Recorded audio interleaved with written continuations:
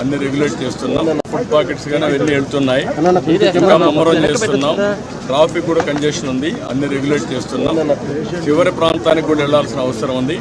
కొంతమంది పేషెంట్ కూడా ఉన్నారు, పిల్లలు ఉన్నారు, కొంతమంది ముసలోళ్ళు ఉన్నారు, వాళ్ళు కూడా తీసుకురావాలి. ఎవరు కూడా ప్యానిక్ రియాక్షన్ అవసరం లేదు. అందరూ ఓపిక పట్టండి. 1 గంట 2 గంటల్లో అందరం ఓపికగా ఉంటే ఇంకా తొందరగా పనులు అవుతాయి. అన్నీ చేస్తానని అప్పీల్ చేస్తున్నా. ఇక్కడే ఉంటా, కంట్రోల్ రూమ్ని యాక్టివేట్ చేస్తున్నా. ఎంతవరకు చేయగలుగుతామో అన్నీ చేసి అందరిని ఆదుకుంటాం. 110 పైన బోట్లు పనిచేస్తున్నాయి.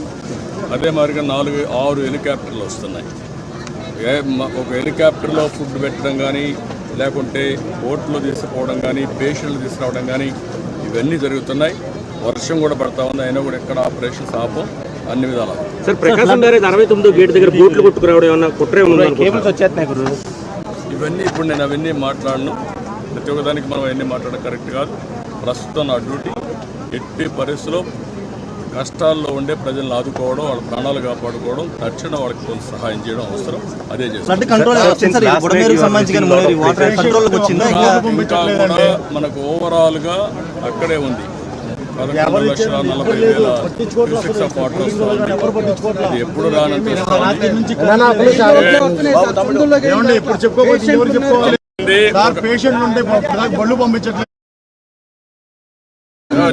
మాట ఏంటండి, 1 గంట టైం ఇవ్వండి, చేస్తాను.